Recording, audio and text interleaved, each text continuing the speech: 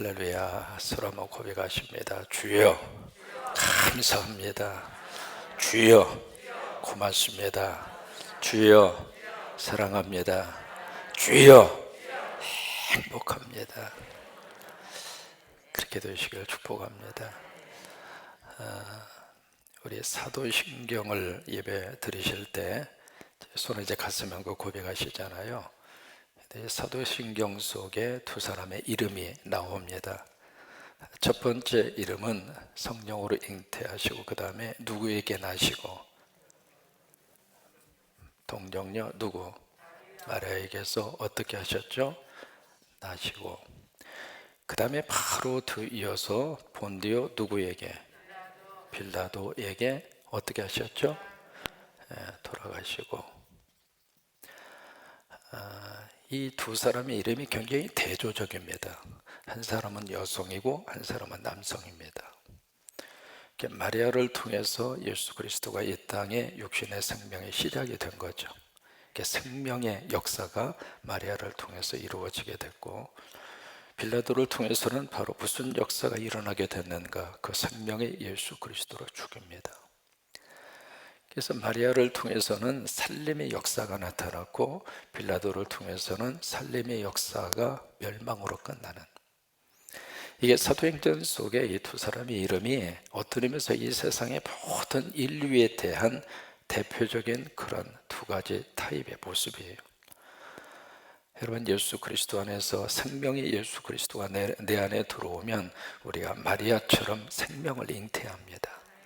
그래서 마리아처럼 우리 이 땅에 살림의 역사가 나타나고 수많은 생명을 살려내는 예수의 살림꾼이 됩니다. 근데 빌라도가 되면은 어떻게 되는가? 그 생명을 자꾸 죽입니다. 지금도 이 땅 위에 푸틴 같은 사람은 빌라도와 같은 사람이죠. 우리 김정은 같은 사람은 빌라도 같은 사람이죠. 중국도 마찬가지입니다. 시진핑이라고 하는 사람이 바로 이런 부류에 속해져 있는, 그래서 그 그룹이 지금 하나가 돼서 어떻게 쓰는지 이쪽 지역의 자유와 민주주의를 추구하는 그쪽 세계하고 지금 붙고 있잖아요. 근데 궁극적으로 누가 이기는가? 생명이 이깁니다. 생명이 이깁니다. 그리스도가 이깁니다. 하나님이 이기십니다. 그게 이 역사를 통해서 우리에게 보여주시고 있는 그런 모습이에요. 이제 오늘 성경에서 우리가 빌라도를 만나게 되는데, 빌라도라고 하는 이 사람은 역사적인 인물입니다. AD 26년에서 36년까지 유다라고 하는 나라, 특히 사마리아 지역까지 전체를 다 통치하고 있었던 로마의 유대 지역에 파송이 된 다섯 번째 총독입니다. 여러분, 총독하면 우리는 익숙하잖아요. 우리가 일제시대 일본의 총독이 와서 우리나라를 통치했잖아요. 그런 것처럼 로마의 정부가 그쪽 지역을, 지중해를 중심으로 한 그쪽 지역을 총독할 수 있도록, 다스릴 수 있도록 로마 정부에서 파송을 한 총독, 그게 다섯 번째입니다. 근데 유대에 들어온 총독 가운데 유일하게 예수 그리스도를 대면해서 본 사람이 빌라도예요. 이 빌라도는 사람이 역사적 인물이라고 하는 것이 바로 이스라엘에 가서 보시면 가이사라라고 하는 그 항구 도시가 있거든요. 거기가 바로 로마의 주둔군입니다. 그 주둔군인데, 그 주둔군이 있었던 거기가 바로 본부예요. 본부인데 거기에 큰 하나의 야훼 극장이 있습니다. 야훼 극장 들어가는 입구에 바로 그 당시에 새겨놓았던 비석이 발굴이 됐어요. 발굴이 됐는데 그 비석 위에 폰티우스 필라도라고 하는 이름이 새겨져 있는 거예요. 그래서 빌라도라는 사람이 역사적 인물이라고 하는 것을 바로 고고학적으로 그렇게 증거가 됐고, 이 빌라도라는 사람은 원래 로마의 정치계에 어떤 권력층에 있었던 사람이 아닙니다. 이 사람은 전형적으로 처가 찬스에 의해서 총독이 된 사람이에요. 그래서 이제 그 당시에 황제가 티베리우스라고 하는 황제인데, 그 황제의 세 번째 부인을 통해서 낳은 딸하고 빌라도하고 결혼을 합니다. 결혼을 해서 그 티베리우스가 이 빌라도를 바로 유대의 총독으로 임명을 해서 보내요. 그러니까 철저하게 이 사람은 와이프 찬스를 쓴 거예요. 처가 쪽에 찬스를 써서 바로 유대의 총독이 돼서 왔던 사람인데, 그동안에 유대의 총독으로 온 사람들은 유대인들의 어떤 관습이라든지 유대인들의 종교라든지 그것을 안 건드렸어요. 왜냐하면 그걸 건들면 유대 이 땅은 폭동으로 변합니다. 그래서 건들지 않았거든요. 근데 이 빌라도라는 사람은 그것을 정면으로 거역을 합니다. 그래서 예루살렘 전체를 로마 도시화 하려고 했던 그런 꿈을 가지고 있었다는 사람이 빌라도예요. 그래서 로마식으로 만들기 위해서 성전에다가 뭘 갖다 걸어놓냐면 로마 사람들이 섬기는 신, 그리고 그것이 새겨진 신상, 그런 것들을 황금 방패처럼 만들어서 성전에 갖다 놨습니다. 여러분, 그 모습을 유대인들이 보고 가만히 있었겠어요? 막 여기저기서 폭동이 일어나요. 이제 그런 일을 자행했던 사람이 바로 이 빌라도입니다. 그래서 이 빌라도라고 하는 사람이 총독으로 있는 이 사람에게 지금 유대의 지도자들이 예수님을 세 가지 죄목으로 바로 빌라도에게 고소를 합니다. 무슨 죄목으로 지금 고소를 하는가? 첫째로, 지금 민중들을 동원을 해서 밀란을 일으키려고 한다. 그래서 폭동을 일으켜서 바로 로마 정부의 항거에서 바로 밀란을 일으키려고 지금 주동을 하고 있다. 이게 첫 번째 고소하는 고소의 내용입니다. 두 번째는 로마의 황제에게 세금을 바치는 것을 거부했다. 바로 이 문제를 가지고 지금 고발을 하고 있습니다. 그 다음에 세 번째는 바로 이 예수 그리스도가 자칭 유대인의 왕이라고 스스로가 주장을 하고 있다. 이 세 가지 내용을 가지고 빌라도에게 고소를 한 거예요. 근데 이 세 가지 내용 모두가 다 무엇을 지금 염두에 두고 있느냐면 바로 이스라엘 전체, 유다 땅 전체를 지금 지배하고 있는 로마 정부에 대한 정면적인 뭐냐면 대결입니다. 이제 그 모습으로 지금 예수님을 고발을 하고 빌라도에게 끌고 가서 지금 재판을 받게 하는 그 장면이 오늘 성경의 본문의 내용입니다. 자, 28절을 보십니다. 그들이 예수를 어디로 끌고 가요? 가야바에게서 관정으로 끌고 갑니다. 그들은 누구냐면 유대의 지도자들이죠.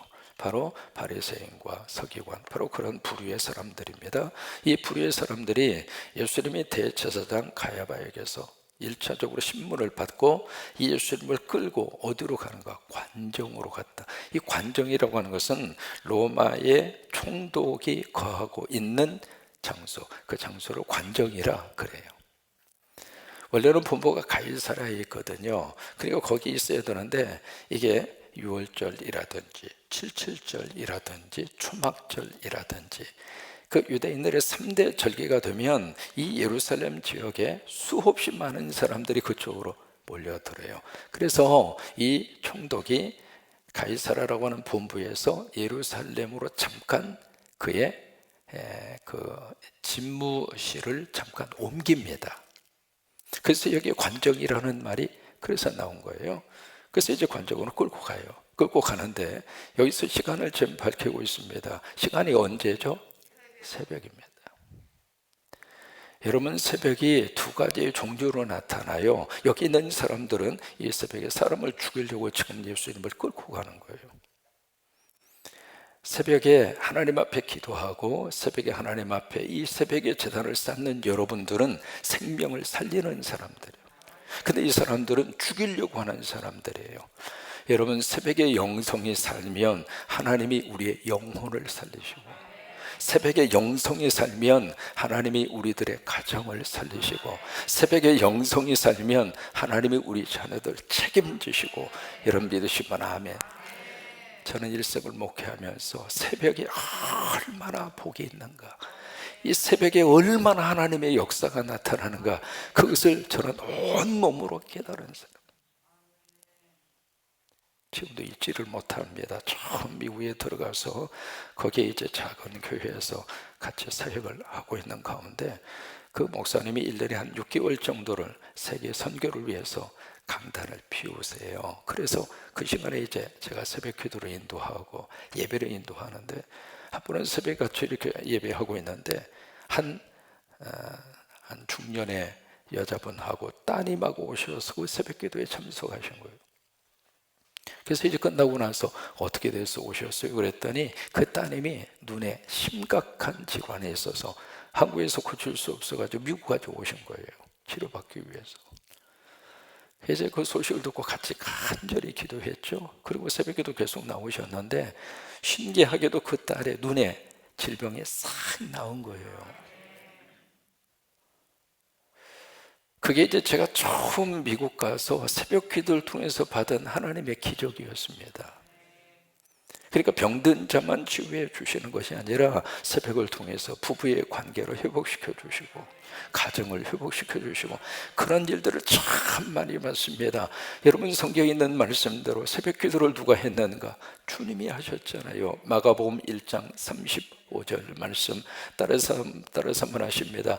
예수님이 하신 대로 하면, 크게 하십니다. 예수님이 하신 대로 하면 예수의 복을 받습니다. 이렇게 믿으시면 하면 예수님이 하셨잖아요. 근데 미국 사람들이 이렇게 가만히 지켜보면 새벽 기도하는 교회가 별로 없어요. 그런데 참 신기하죠? 성령의 은혜를 사모하고 하나님의 말씀대로 하려고 하는 교회와 목회자들은 미국 사람들도 새벽 기도를 해요. 아프리카에 가서 보면 아프리카 사람들도 새벽 기도합니다. 우리만 새벽 기도하는 게 아니에요. 그러니까 새벽에 하나님의 역사가 나타나고 새벽에 살림의 역사가 나타나고 새벽에 누가 움직이시는가? 하나님이 새벽에 역사하신단 말이죠. 이 새벽은 하나님이 움직이는 시간이에요. 근데 이 새벽에 하나님이 은혜를 주시려고 하는 그 새벽에 또 하나 마귀와 사탄과 어둠의 영이 새벽에 또 움직여요. 그래서 새벽 기도하기 위해서는요, 이게 보통 그냥 결단하셔야 되고, 이게 침대에서 눈은 뜨긴 떴는데 오늘 좀 쉬지 마. 그리고 주무시는 분이 2분 지금 계시는 것 같아.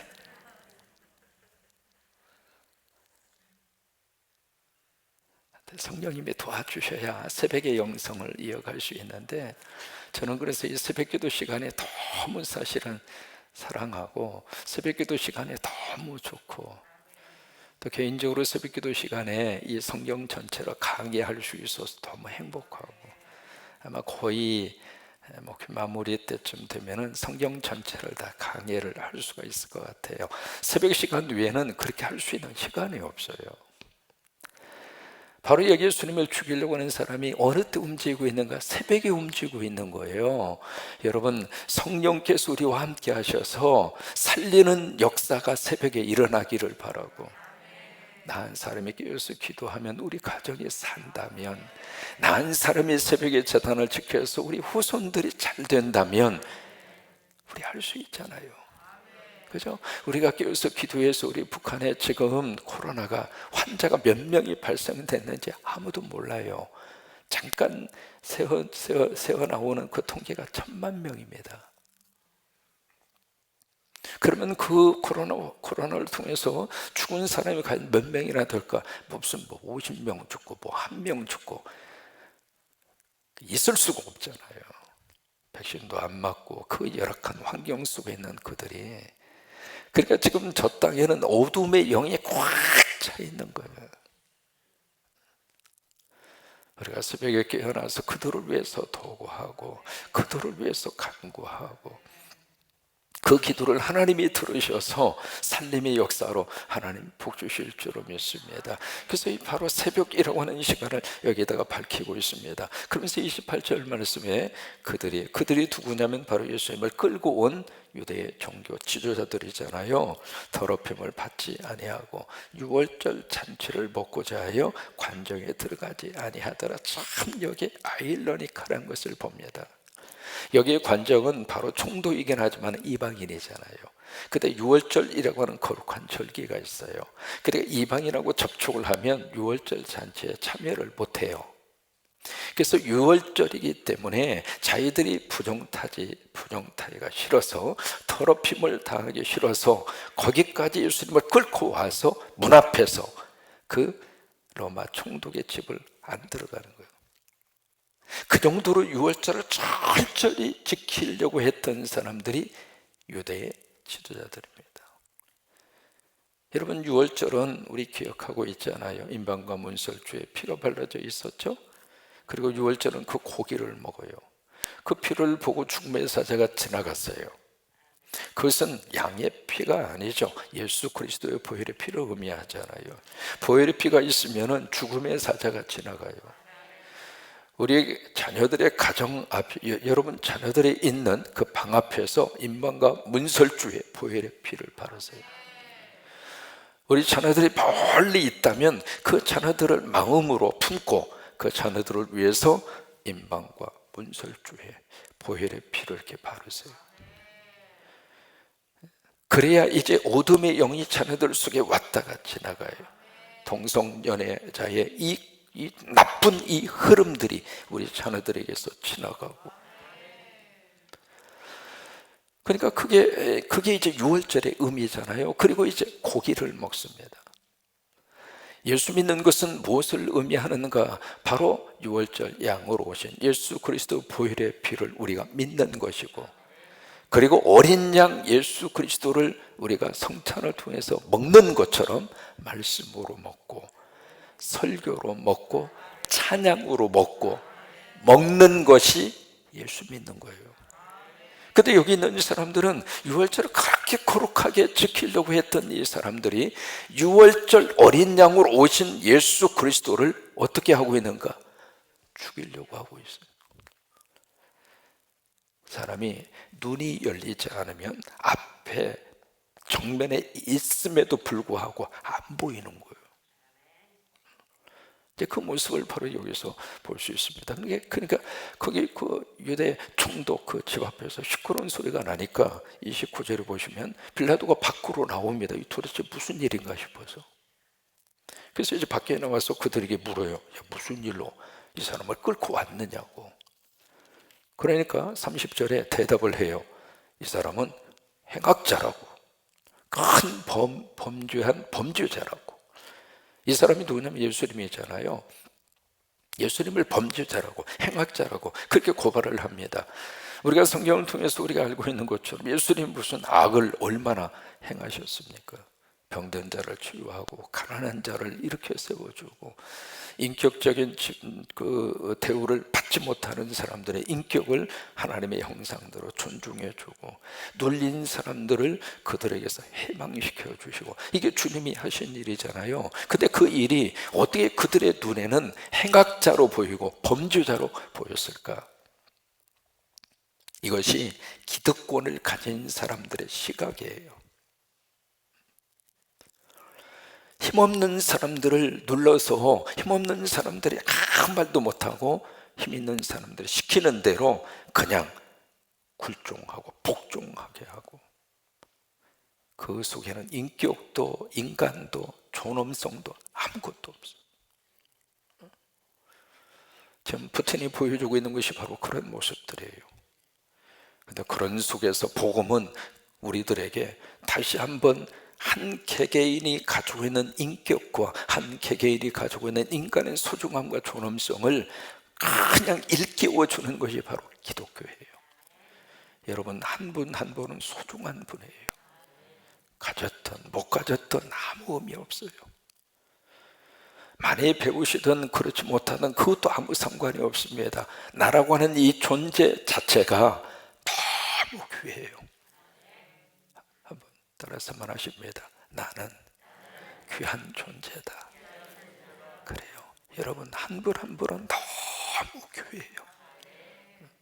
근데 기독권자들은 그런 생각과 그런 관점을 가지지 않습니다. 그러다 보니까 이렇게 이제 그들을 일깨워서 사람답게 살려고 하는 예수 그리스도를 그들의 눈으로 봤을 때는 자기들이 가지고 있는 권리와 그들이 가지고 있는 것을 깨뜨리는 행악자로 보이는 거죠. 31절에 빌라도가 골치 아프다고 생각하고, 아이 데리고 와서 당신들 법으로 알아서 처리를 하라고, 나한테 데리고 오지 말고. 그러니까 이 사람들, 우리는 죽일 권한이 없습니다. 왜냐하면 지금 로마의 통치를 받고 있잖아요. 그러니까 사형 집행권은 그들한테 주지 않았던 거죠. 산헤드린이라고 하는 그 조직체에게 그 권한은 주지 않았어요. 그 로마 정부가 가지고 있었던 거죠. 그러니까 우리들에게는 그런 힘이 없습니다. 그러니까 여기 33절에 빌라도가 예수님을 그의 집으로 해서 거기서 구체적으로 신문을 합니다. 신문을 하는데 몇 가지 질문을 해요. 33절에 첫 번째 질문입니다. 당신 유대인이냐? 유대인이 왕이냐? 왜 이 질문을 했을까? 이것 때문에 그런 거예요. 지금 이 세 가지 제목 가운데 바로 이 부분에 빌라도가 주목을 하는 겁니다. 그래서 당신이 유대인의 왕이냐? 그렇게 묻는 거예요. 이것이 굉장히 그 당시에는 아주 민감한 사항이었습니다. 왜냐하면 헤롯이라고 하는 사람 기억나시죠? 헤롯 대왕. 이 헤롯 대왕이라고 하는 사람이 바로 유대 전체를 통치를 했어요. 하다가 이 사람이 죽어요. 죽으니까 그의 아들 3명한테 나라를 4명한테 나라를 다 이렇게 쪼개서 주었어요. 그것이 분봉왕이에요. 4분의 1씩 이렇게 잘라서 네가 여기를 통치하고 네가 여기를 통치하고 그런 식으로 이제 그렇게 해서 이제 잘라서 이렇게 줬거든요. 줬는데 그 중에 헤롯 안티파스라고 하는 분봉 왕이 있습니다. 이 아들이 무슨 욕심이 들었느냐면 아니 나도 아버지처럼 왕이 되고 싶다. 그래서 이제 이 사람이 로마의 총독 황제한테 뭘 했느냐면 투서를 했습니다. 나를 왕으로 만들어 달라고. 즉 그 일이 있었거든요. 그 일이. 근데 그 일이 있었기 때문에 이 유대 사회 안에서는 이 왕이라고 하는 이 개념 자체가 굉장히 알레르기 반응을 보일 만한 단어예요. 그래서 그 때문에 이 로마의 황제 티베리우스가 굉장히 골치 아팠던 그 일이 역사적으로 있었거든요. 근데 지금 바로 그 문제를 끄집어내는 거예요. 이 빌라도 총독이 그럼 당신 유대인의 왕이요? 이게 묻는 거예요. 이 질문에 대해서 예수님이 뭐라고 답변을 하시는가? 기가 막힌 답변을 합니다. 37절입니다. 36절부터 보실까요? 같이 한번 읽으십니다. 예수께서 대답하시되 내 나라는 이 세상에 속한 것이 아닌지라. 만일 내 나라가 이 세상에 속한 것이었더라면 내 종들이 싸워 나로 유대인들에게 넘겨지지 않게 하였으리라. 이제 내 나라는 여기에 속한 것이 아니냐. 이것이 우리 예수 믿는 사람들의 이중 국적이에요. 이 땅에 살지만 하늘에 속한 자. 그렇다고 해서 이 땅을 버려라 그 말이 아닙니다. 하늘을 이 땅에 땡겨서 이 땅을 살아라 이 말이에요. 뜻이 안에서 이루어진 것과 같이 땅에서도 이루어지이다. 왜 그 기도를 하라고 하셨을까? 내가 이 세상 떠나서 천국 간다 그 생각만 가지고 살지 말고 오늘 하루를 살면서도 천국을 땡겨서 이 땅에서 우리가 고백한 것처럼 주여 감사합니다. 우리 천국을 살자라고 하는 거예요. 하늘의 은혜를 이 땅에서 누리고 살자 그 말이에요. 그러니까 이게 그 말씀을 하시면서 37절에 다시 한번 빌라도가 물어요. 그러면 당신 왕이냐? 예수님 대답하시죠. 분명하게 말씀을 하십니다. 내 말과 같이 내가 왕이니라. 이제 그러면서 거기에 진리에 대한 말씀을 그 다음에 계속 이어가고 있습니다. 자 보세요. 어깨 펴고 살아야 할 이유가 그겁니다.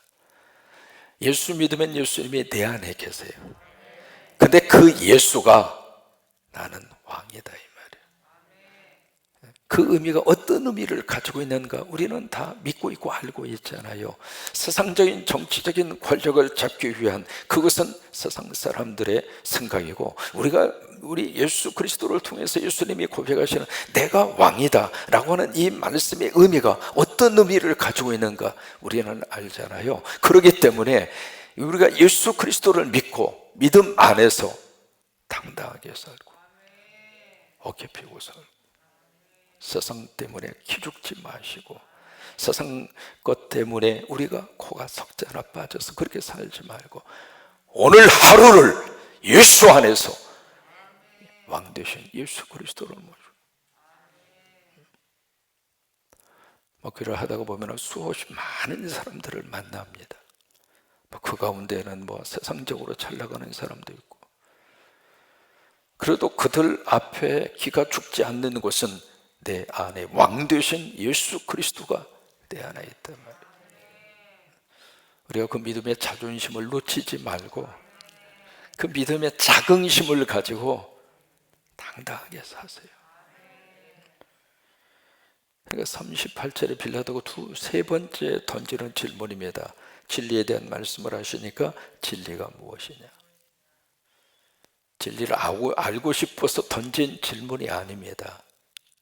그냥 호기심에서 한번 던져본 질문일 뿐이죠. 그러나 우리는 이 질문을 진지하게 던집니다.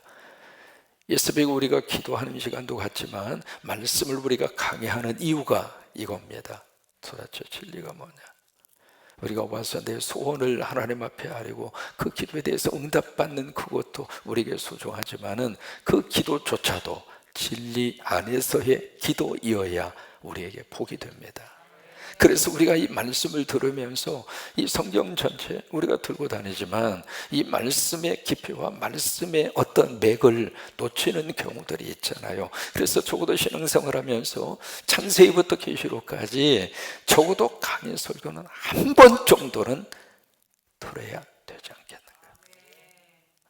그렇잖아요. 우리가 천국 가기 전에 성경 전체에 대해서 한번 말씀의 맥을 한번 쭉 한번 살펴보는 그런 기회를 적어도 목회자로서 성도들에게 제공해야 할 의무가 있고, 성도들은 그것을 선택이긴 하지만 어쨌든 꾸준하게 오시면은 성경 전체를 한번 강의를 들을 수 있는 기회를 한 번 정도는 가지셔야 되지 않겠는가.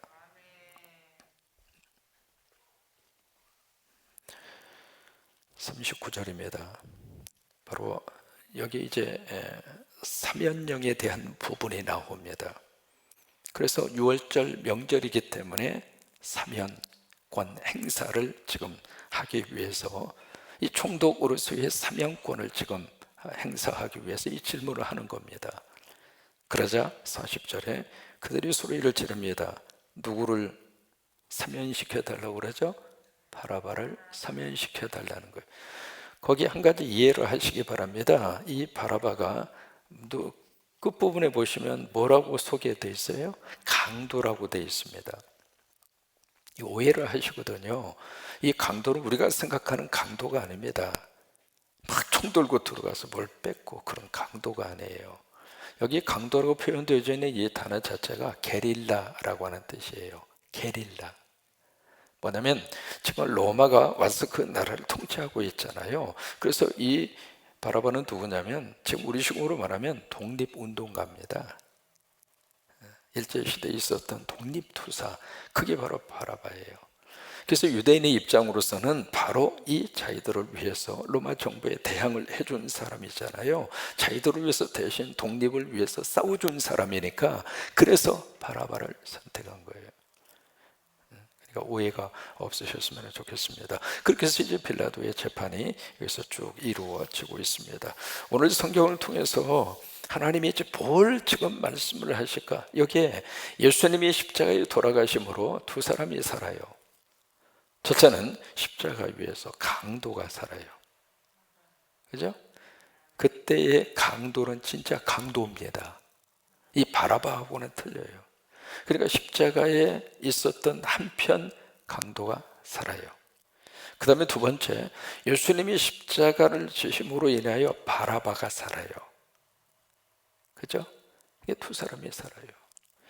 여러분, 지금도 우리는 예수 그리스도의 십자가를 통해서 우리가 삽니다. 내 영혼이 살고 죄로부터 하나님의 용서와 하나님의 치유의 은혜를 받아서 우리가 다시 이 땅에서 살고, 또 하나 가장 중요한 것은 죽음의 권세로부터 우리들이 부활의 축복으로 그렇게 우리들이 살아나게 될 거예요. 오늘 십자가는 우리 그 메시지를 줍니다. 나는 죽고 너는 살아라, 그 말이에요. 예수님이 돌아가심으로 우리가 그 예수 그리스도의 십자가를 믿고 우리는 사는 거예요. 그런 축복이 여러분 위에 넘치시게 되기를 주의 이름으로 축원합니다.